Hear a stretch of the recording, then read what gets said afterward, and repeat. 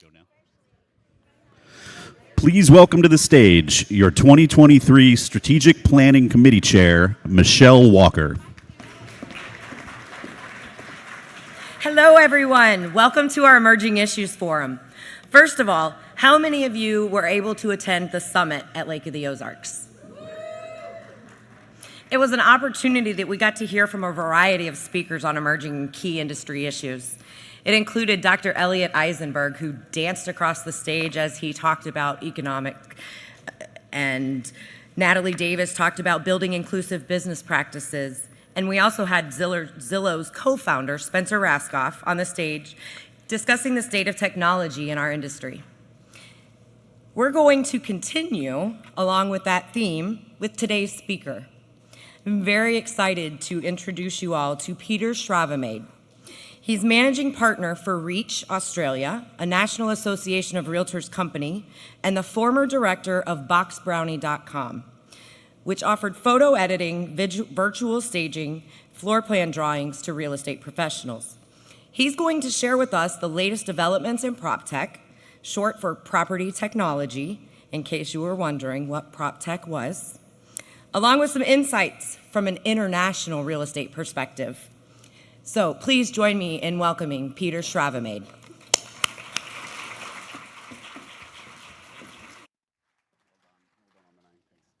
Thank you, Michelle. Unbelievable. It's really good to be here.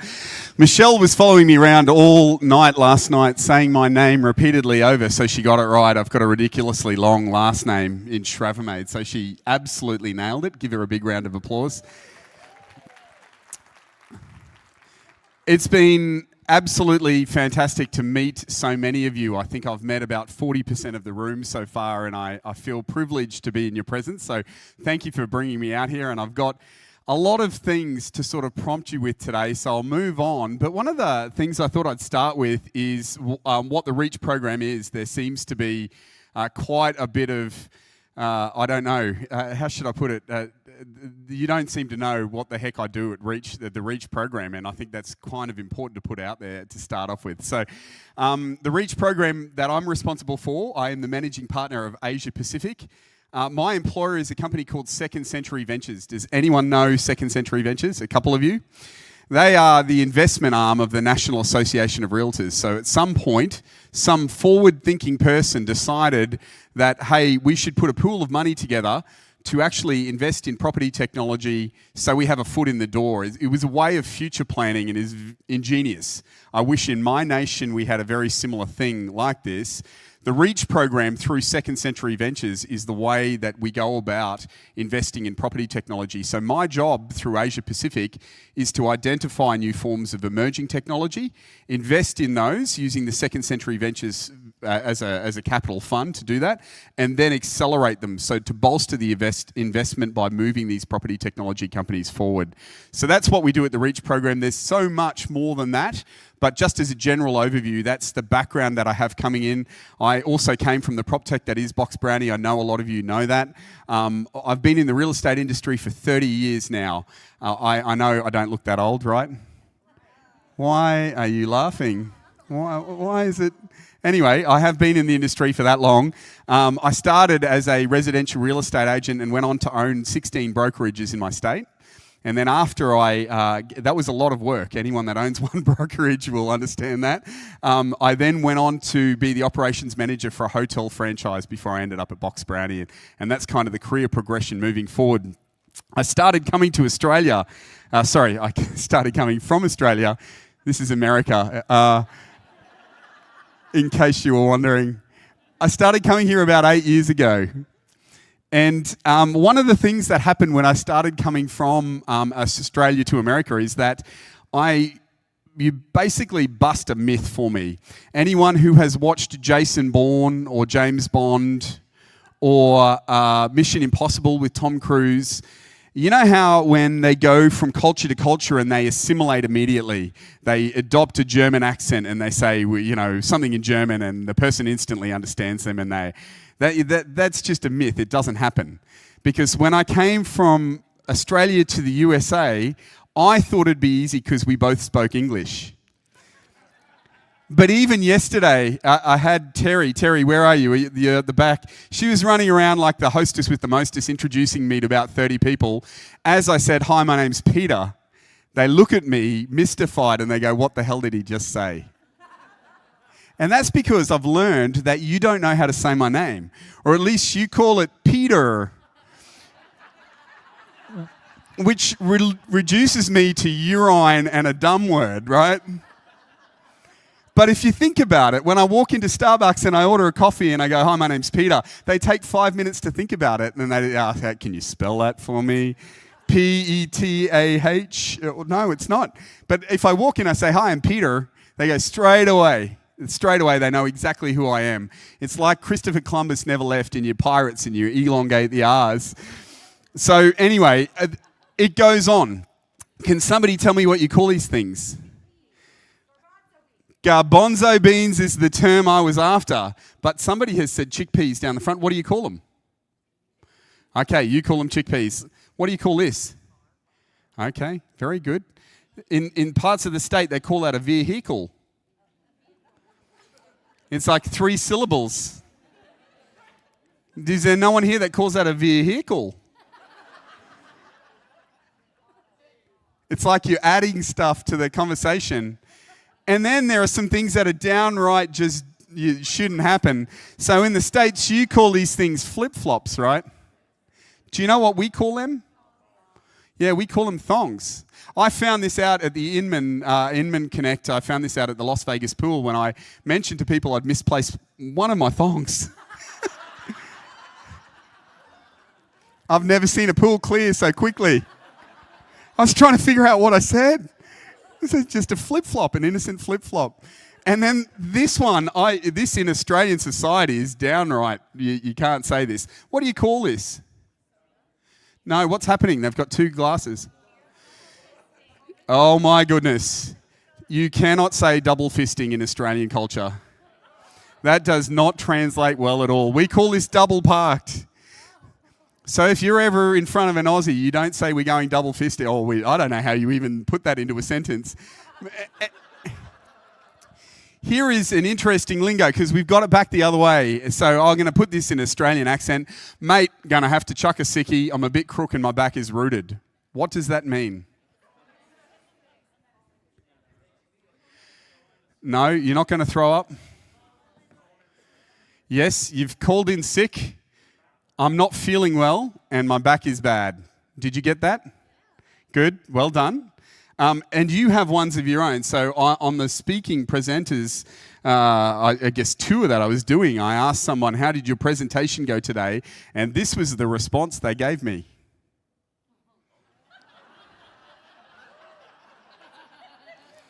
I beg your pardon? You did what now? Do you really say that?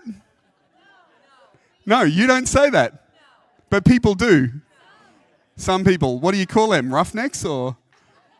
I'm trying to assimilate. But do you understand? James Bond could not have existed. Even if he came here from Britain, he would not understand that screwing the pooch means I stuffed up my presentation. And I'm a very visual person. It's not good. Just like there are differences in the terminology that we have, there are also differences in the way we go about transacting real estate. And one of the things I always and continually challenge people, no matter where I am, internationally or nationally within Australia, is to continually look outside of your country as to how things are done internationally, because it may provide solutions for which are problems that you're dealing with right now. So there are a bunch of things that we do differently in Australia. It may surprise you to know that the North American market and the way real estate is transacted in North America is very unique to North America. There are very, very, very few places that transact property in the same way that you do here in North America. Let me give you an example. In Australia, we use things called auctions to sell. You would be familiar with that term, right? About 40% of our market is sold through an auction. It's an immediate form of transfer of ownership. When it happens and the hammer goes down, the property is moved from one to the other. And there are advantages and disadvantages of auctioning. one of the advantages is we can understand exactly what the market is doing in real time. So we know from auctions that happen on a Friday or a Saturday or a Sunday that the market may have moved. Let me give you an example. Auctions on Friday clear. That is the name that we give to when they all sell. Then an election is announced on the Friday night and we go to auction on Saturday. What do you think happens? None of them sell. We have an immediate litmus test as to what the market is doing, and we understand that through auctions. Now, not all properties are transacted via auction in Australia. Most of them are done via private treaty, very similar to what they're done over here. And there are other differences. In the UK, they have this term called gazumping. Are you familiar with that? Nope. Yeah, it's a ridiculous term. Who calls something gazumping? It's where you can, after you've signed a contract, you can take a higher offer. And you can take a higher offer again. Yeah, fun for the whole family, right?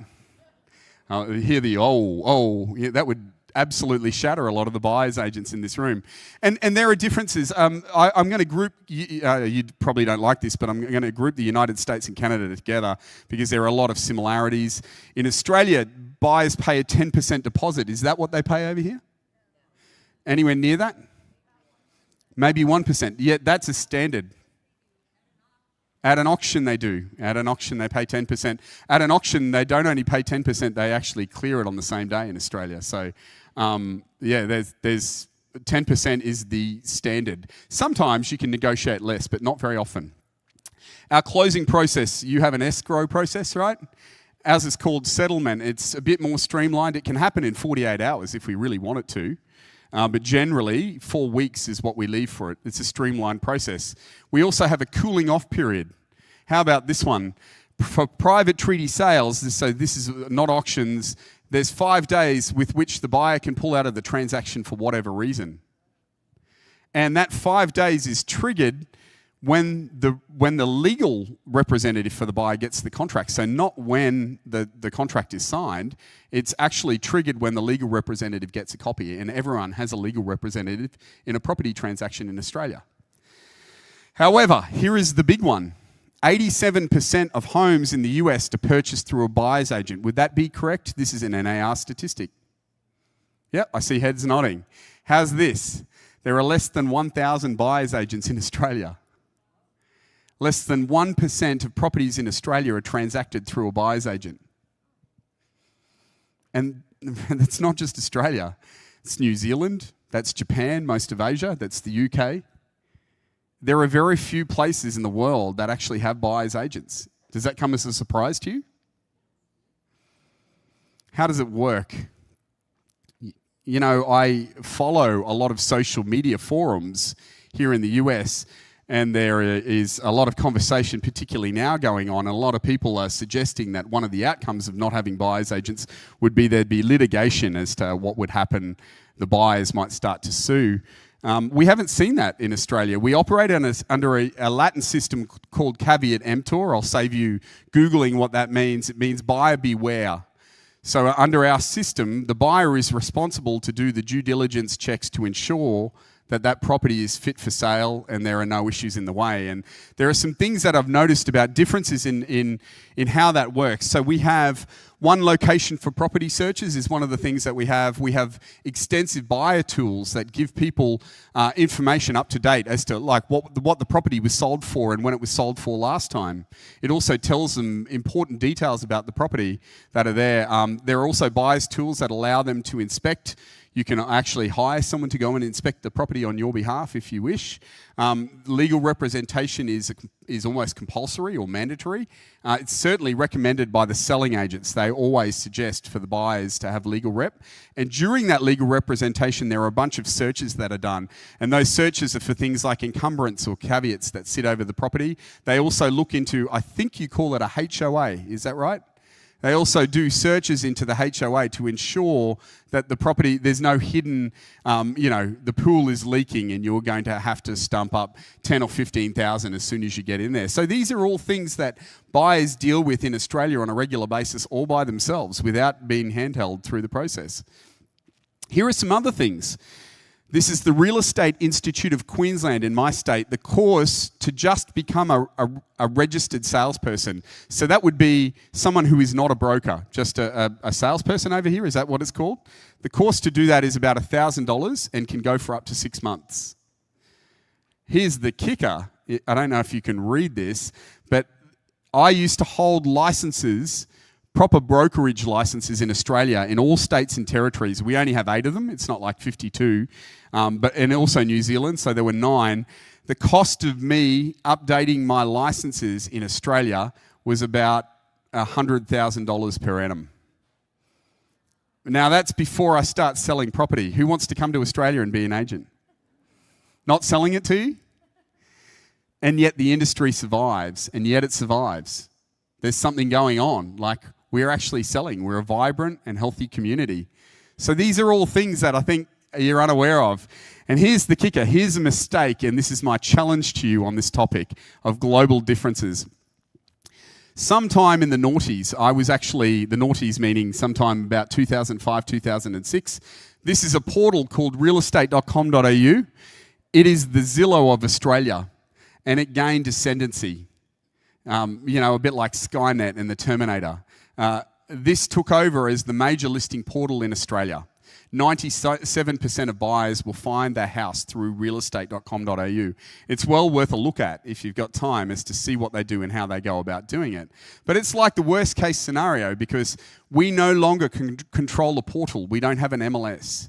So how does that impact sales? When we go to sell a house in Australia, it costs me $3,500 to list one house on that portal.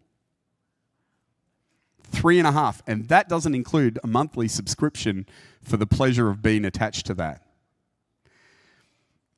What happened in Australia is we failed to stand up as a community of real estate agents.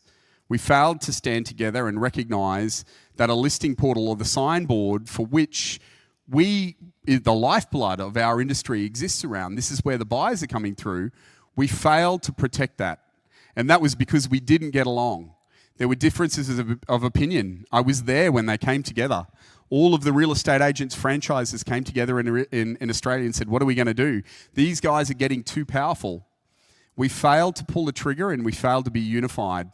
And when we attempted to do it, it was too late. They already had the upper edge.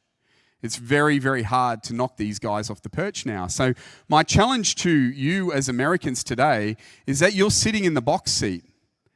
You have local associations, you have state associations, you have national associations, and you may not 100% agree with where they are. You may not 100% agree with where they are going or some of the decisions they make, but don't be like Australia. Be a part of the community that actually protects your industry. Does that make sense to you? Thank you. Moving on from that, there are things that I've discovered America does very well and some things that you do not do well. So are you ready for some medicine? What do you do well? I am in awe of how you treat purchases. I think you are best level, like top level. You are the best in the world at dealing with real estate agents. Anything to do with identifying who they are. Some of the things I learned in how to identify purchases from Americans is just mind-blowing. When I came here, we didn't have any of that. Remember, we don't deal with them, right? Onboarding, how you actually bring them in, how you actually deal with them, the management of them, and negotiating with them. You are top of your game. But I feel you already know I'm not here to blow smoke. Does that make sense to you? Do you want to? Yeah, good. Yep. What does Australia do well? Well, we've got it all over you in the listing game, unfortunately. Anything to do with the listing, identifying them, onboarding, managing, marketing, and educating. And I'll leave special mention for the educating that goes in there. Do you know of a real estate course here in America that teaches you how to effectively list a property?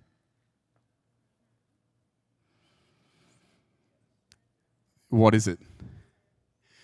The closest thing I've found is an ePro. Is there something else? SRS? What does that do? What does it teach you? Right. I haven't seen that, so I'm not necessarily speaking about that.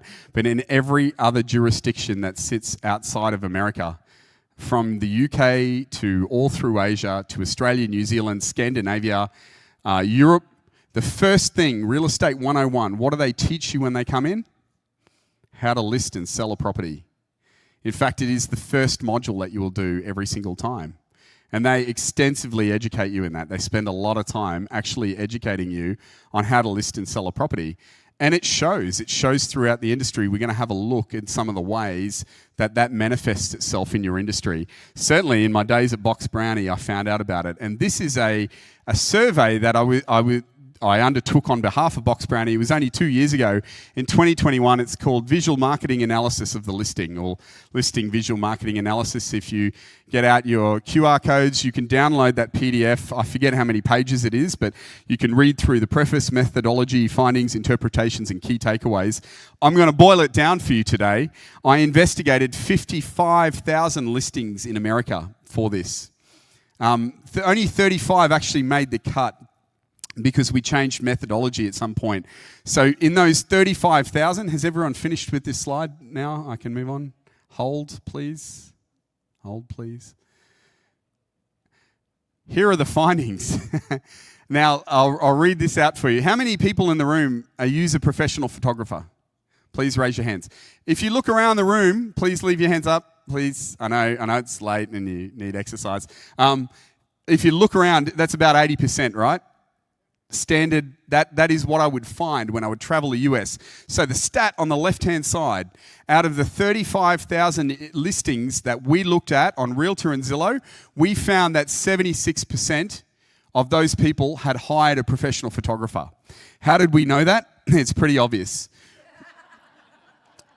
You can look at the angle, you can look at the way they're shot, right?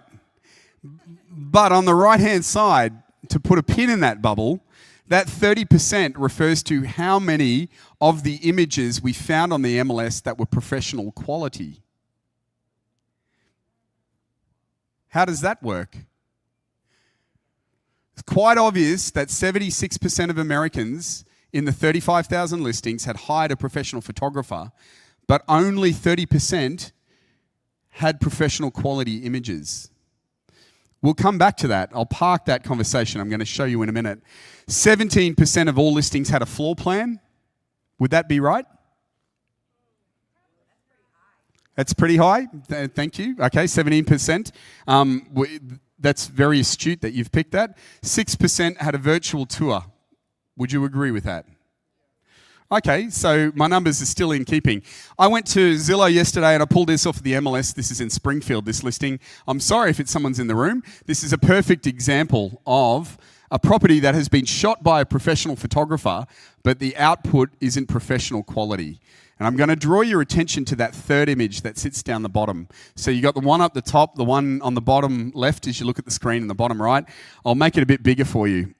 And I've redlined where it is glaringly obvious that this is not a professional quality image. Why can I not see outside the windows? Glare. Yeah, that's what I used to hear. There is only one way to professionally shoot a property, and that's using a technique called bracketing. You use a tripod similar to the cameraman at the back.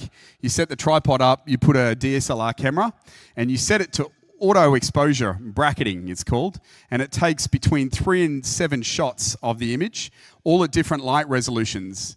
Now here's the important part, and this is the important part they've missed, is that that's then sent to an editor, and it's edited so you can see outside the windows, as in this property, which I took off realestate.com.au yesterday. Can you see the difference in clarity between the windows? And let's move ahead. Look at this one. Is that true as to what the eye sees? Absolutely. Every day of the week, that is what the eye sees when it gets to a property. Yet that's missing. That's only in 30% of the listings. So when we were looking at this, where we were quite clear on the fact that, yes, even though you were hiring what you deemed to be a professional photographer, the output that they were handing back to you is not professional. So it's something to be aware of. The secondary thing is the lack of use of things like these, drones for aerial shots. This property had a floor plan. It also had a virtual tour and a video. And that brings me to my next point. Can you see these images that are up here? The value of website features. Is anyone familiar with the NAR Buyer and Seller Generational Trends Report? I hear a couple of yeses, but generally I think people are not aware of this. It comes out every year about February, March, is that correct? It's been coming out since 2013. So there are 10 years where the NAR has been researching and surveying your buyer and seller trends and giving you generational reports like what is on the website. That page there is like the holy grail of real estate agents. In other jurisdictions around the world, in other nations, they would kill to have this. Exhibit 3.8 tells you what is important to your purchaser. And let's go through it. First at the top of the list is what? Photos. They want to see good photography. I've grouped all the yellow together because they seem common sense, and I'm going to call that copy with essential detail, but they're after agent information. The third thing that they're looking at is what? A floor plan. Can you see the amount of people who want to see a floor plan? 1 in every 2, 50% of your buyers want to see a floor plan. The third thing that's down that list is a virtual tour, and it's not too far behind. And further down the list, we have a video. So if you were going to follow marketing standards, and I have found that the best listers in the world, the best people at listing a property in the world, do these 5 things religiously. They use professional imagery, copy with all details, a floor plan, a virtual tour, and a video. Some people leave a video off for expediency time, right? How many people in the USA do all 4? Oh, 4 of those out of the 5? 1.3%. To be specific, that puts you underneath Thailand. Yeah, I know, nasty, hey. Thailand include more floor plans. So my challenge is to you is when you're listing a property, please understand what it is that your purchasers are asking for. You've got the data there, right? There's enough data to support it. And here are the states mixed down. So here are the findings of that survey. If you ever get a chance to have a look at it, you guys are in the middle. So percentage of properties with professional images by state district, you're sitting at 87%. That's pretty high, right? Let's go to the next one. Only 7% of those are to professional quality. Let's go to the next one. 19% here have a floor plan, which is super high. I think that's a higher than expected representation. And 11% here have a virtual tour. Are you aware of that? You're actually doing quite well in that category. They are the 4 things that we assessed in that survey. So have a look at that. My challenge to you today is to be better. These are the excuses that I get offered, and if you're thinking any of these, let's deal with them now. It's too expensive. Anyone thinking that? To do all 5 of those things would cost me less than $150 US. Is it too expensive?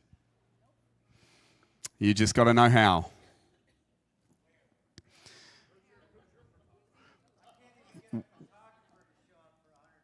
I don't even do that. I now use an app, Box Brownies app, Snap, gives you professional images.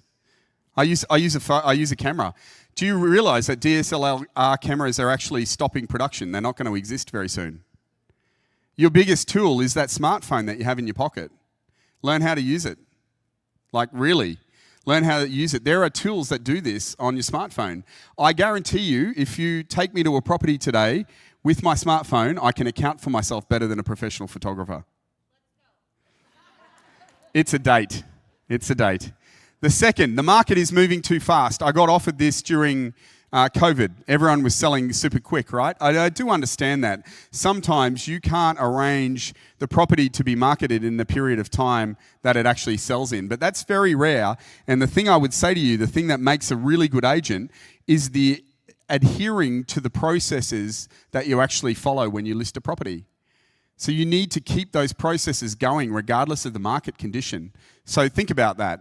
I don't know how, legitimately. A lot of people do not know how to do this. These are the questions I'm fielding from you now. How do we do this? You have all of the power of Google behind you and ChatGPT 3 and 4 now.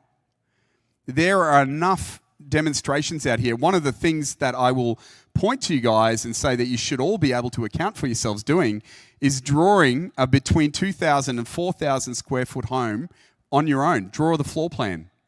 draw the floor plan for that. It takes me 5 minutes.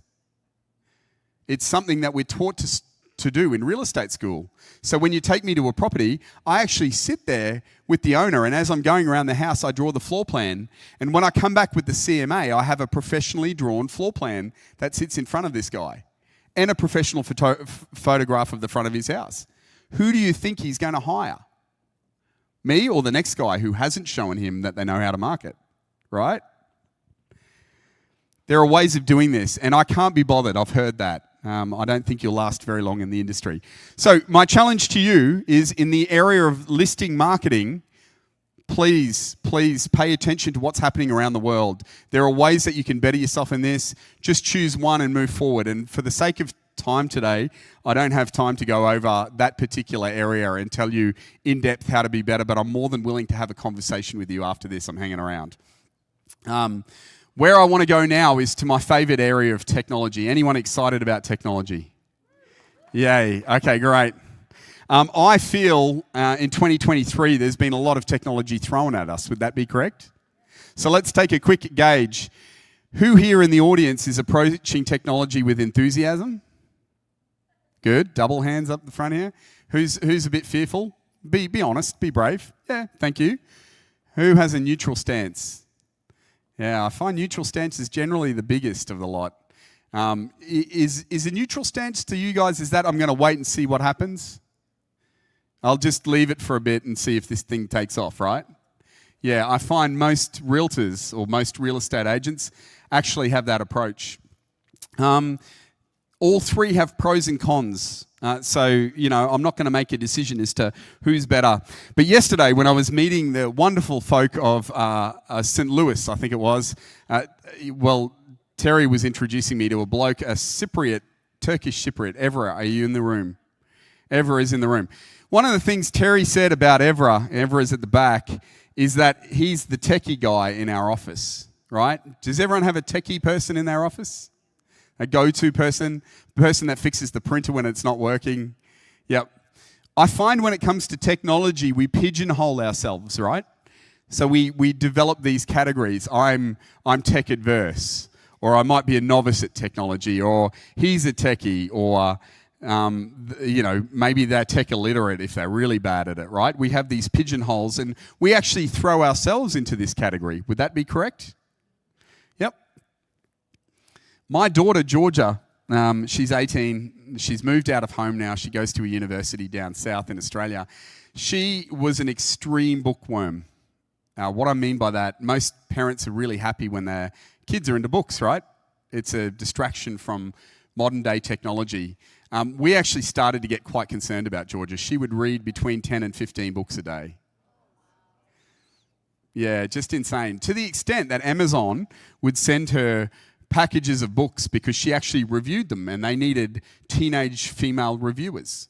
So they would send her books for free, and on any given day we would have between 3 and 5 books turning up. Delivery. So Australian publishers would do this too, but generally Amazon were quite big on it. They would send us nearly 15 books a week for Georgia to read. And this is a generative AI, but it's not dissimilar to what a bedroom looked like. You can imagine with that many books turning up, even though she gave a lot of them away to other people to have the benefit of reading and really encouraged them to read, her book, you couldn't get to the bed because there were books everywhere, right? It was absolutely ridiculous. So, what do you think I did as a tech-enabled father? Oh, boom. Normally it's the women that pick that up, but there were 2 men there. I bought her an e-reader, like a Kindle, right? What a great present. 5 million books. Yeah? No, she didn't like it at all. She gave it away in the first week. Like, she didn't have the heart to say, Dad, you're an idiot, I don't want it. Just gave it away to her best friend. Do you know what that thing cost me? Oh, unbelievable. Didn't realize it came with a subscription, 5 million books. Beats the ones in a bedroom. But she didn't want it. Why is that? What was it about Georgia? She liked the feel. She actually said, there's a technical definition behind this. The refresh rate in our screens makes it hard for us to read. Our eyes have to work harder. And in her wisdom, she knew this. Being a tech-enabled dad, I should have. I did not.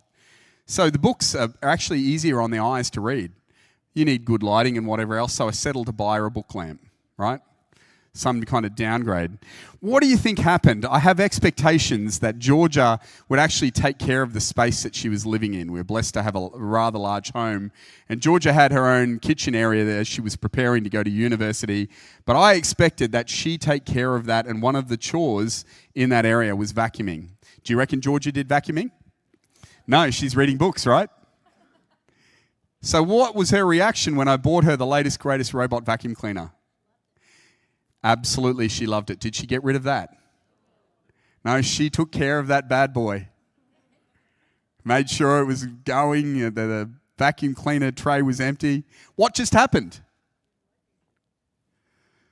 Is Georgia adverse to technology? Not at all. But she taught me a very valuable lesson about how we are. What is on the screen? Arrows, tools, stones. I've heard digging implements. I've heard hunting implements. These are the first known forms of technology to humankind. They're not what you think, right? That is not what we think about technology when we think about technology. What do we think about? Computers, software, the latest thing from Best Buy. Would that be right? Yeah.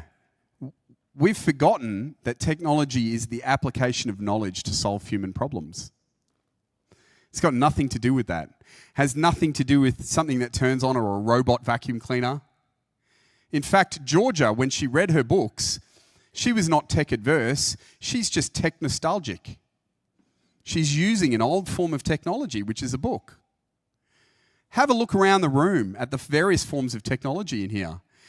At one stage, someone decided they didn't want to hear a middle-aged white guy bang on about technology for an hour without sitting down, so they developed chairs as a form of technology. Look at all these chairs. Are they comfortable?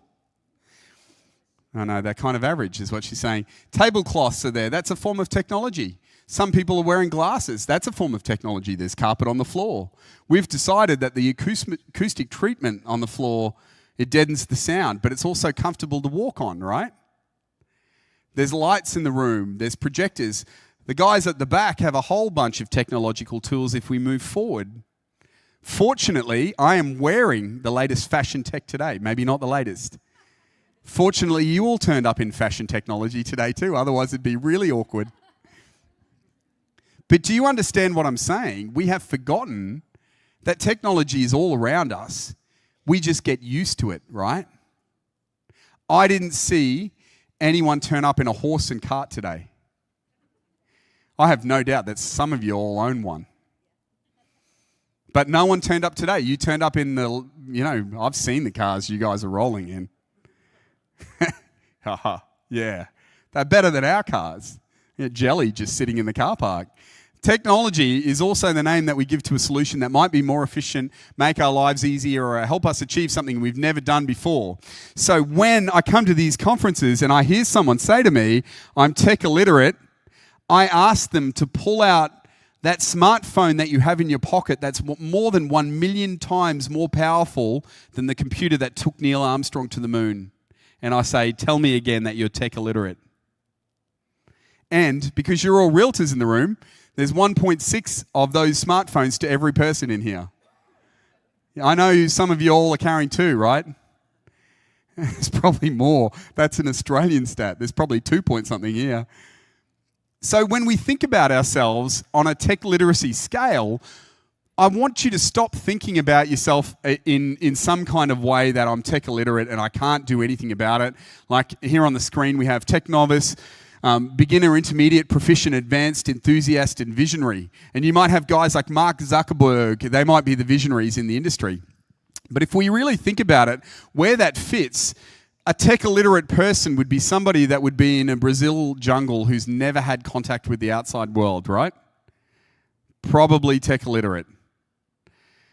If you're born in a first world country, you sit well inside the top 10% of tech literate people in the world. Are you aware of that? So in the room here, who is tech literate? Yeah, that's everyone.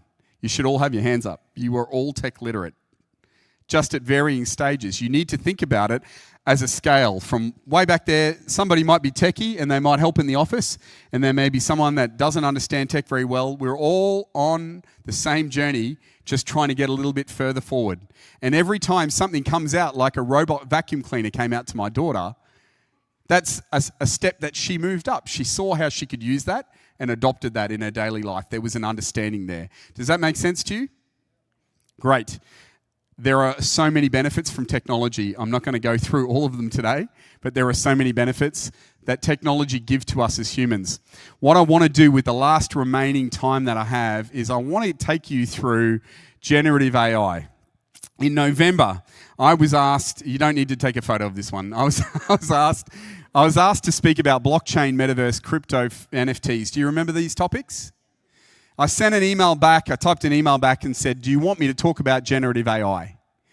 And they said, no, we don't even know what that is. The actual conference came around at the end of January and they sent me an email saying, we've heard of this new thing called generative AI, would you like to talk about that? I'm like, happy days, what a great idea. So I moved on to generative AI. Generative AI is really the hot topic at the moment. To explain it to people who don't understand, it's a form of artificial intelligence that actually creates. It creates from a learned pattern. So what generative AIs do, we have these things called large language models. They are big sets of data. We put a artificial intelligence with a transformer on it, and it disseminates that data. It decides what tries to understand what's going on there. We asked that via prompt. We asked the generative AI, can you create this? And the generative AI will do it. At the moment, it's still less than perfect science, but at the rate in which it is growing, it is nuts. So we have all of these topics here. 90% of VCs are investing in it. A quarter of tech firms are now using it. It's now 95% of tech firms are using generative AI in software development. It's even changing our GDP, and the latest estimates are by 15%, not 7%. This article came out in April, so it's actually been superseded. And one of the scary things about generative AI is the speed with which it is moving. It is like nothing ever.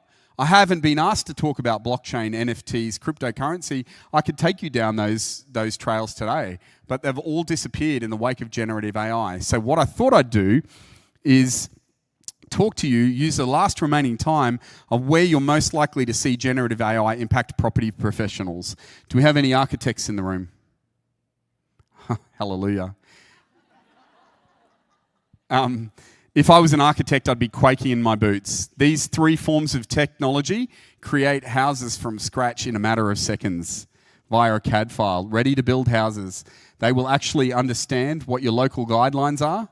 HiArch is one of them. Make It is a Canadian one, very, very good, actually used by developers. So it understands the local laws and guidelines, and you can create a house in seconds by saying, I want a 6-bedroom, 3-bathroom, 2-car garage house with 3 living areas. Hit go and it will create one. If you don't like that, you can hit regenerate and go again.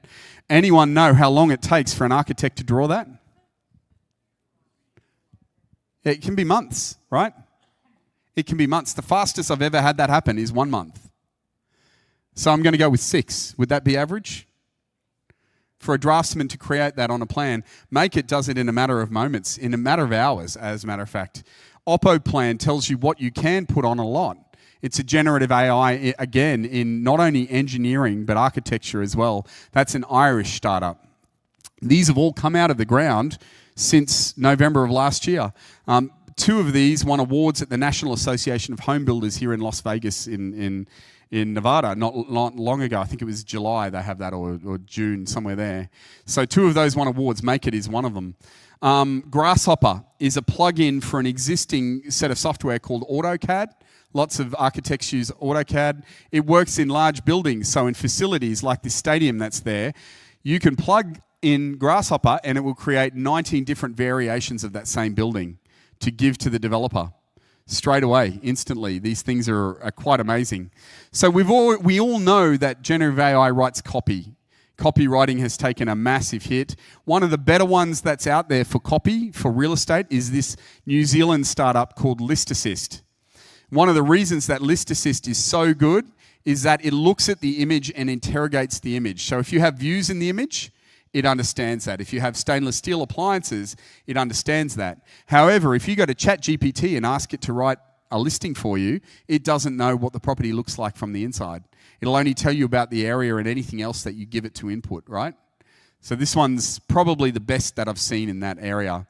Interior design, stable diffusion. I asked it here to draw for me urban industrial contemporary Australian living rooms. It's come up with 4 in a matter of seconds.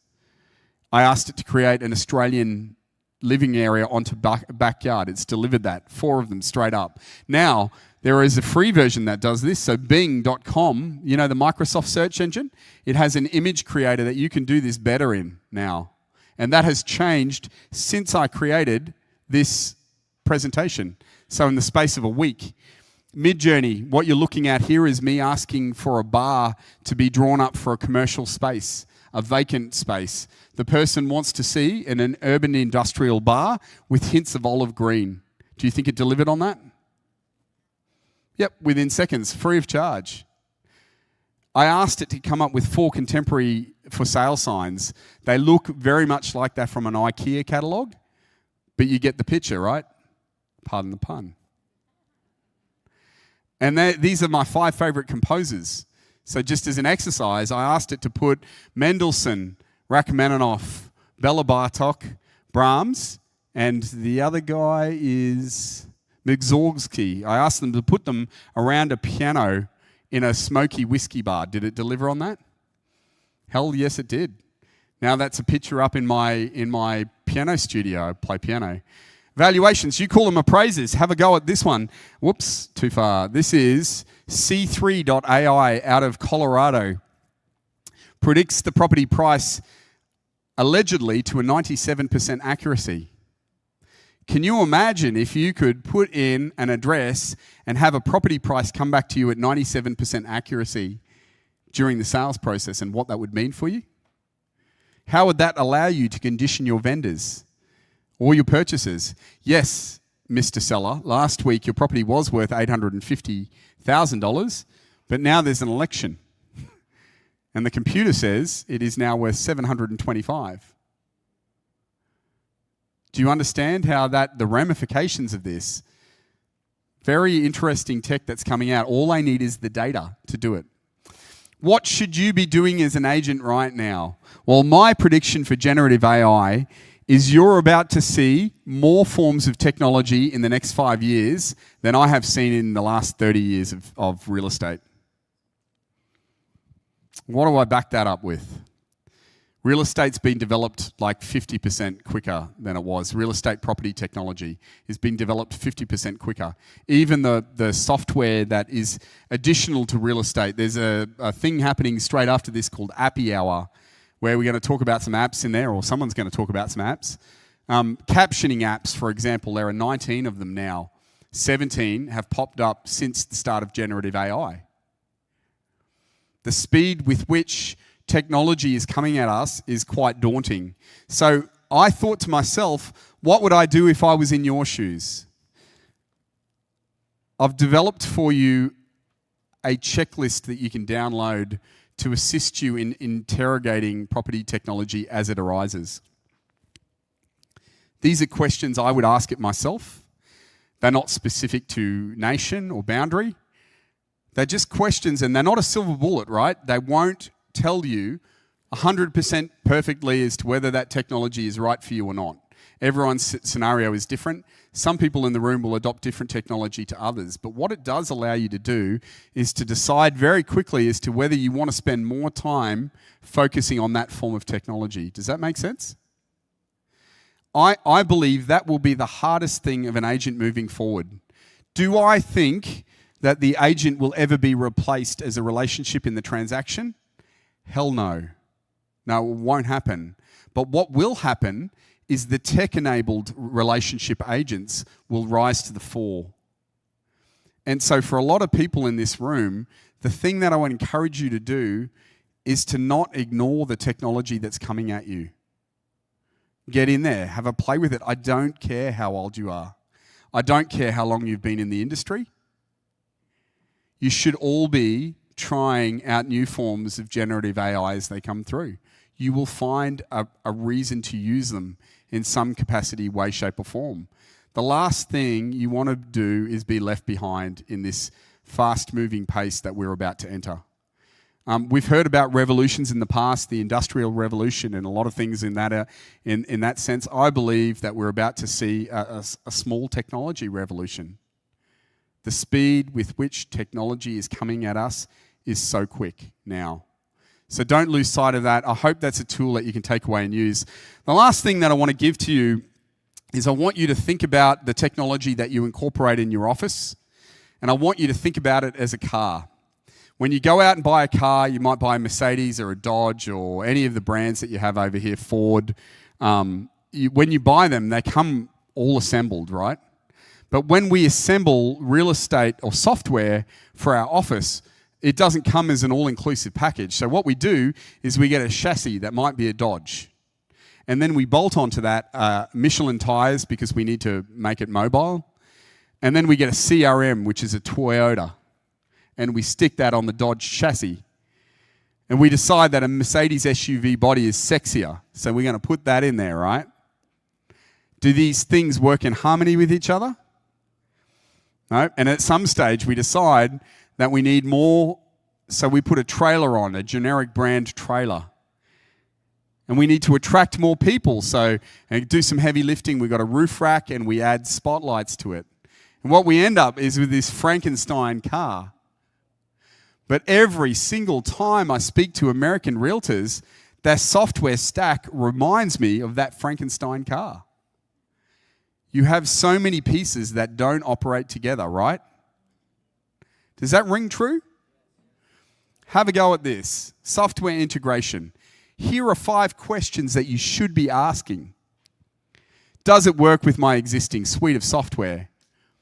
Who owns the data, right? How solvent is the company? Are they possibly heading for an acquisition or a merger? And if they do, what happens to me in that transaction? Am I released? Do I get my data back immediately, right? And then, do they have, here's a real important one that I don't think people ask. Do you have a research and development arm? Do you know what that answers for you in the world of PropTech? That tells you as to whether they are progressive or you're adopting a legacy technology. If they're not doing research and development, you should be very worried. When did your last product come out? Great question. Here's the answer. I hope that's helped you. Look, my name's Peter Shravmade. If you need any, if you haven't liked anything I've said and want to send me hate mail, my details are on the screen. I'm on all forms of social media except for Tinder, and I've got a ridiculously long last name. You can follow me on any of those. There's an email address and my direct phone number. I know I've created a lot of questions, and you probably have questions to the conversations that have come up. I'm going to hang around and answer those, but can I just say a big thank you from the bottom of my heart for having a humble Aussie sit on stage and talk to you about property. Congratulations and happy hunting in your industry.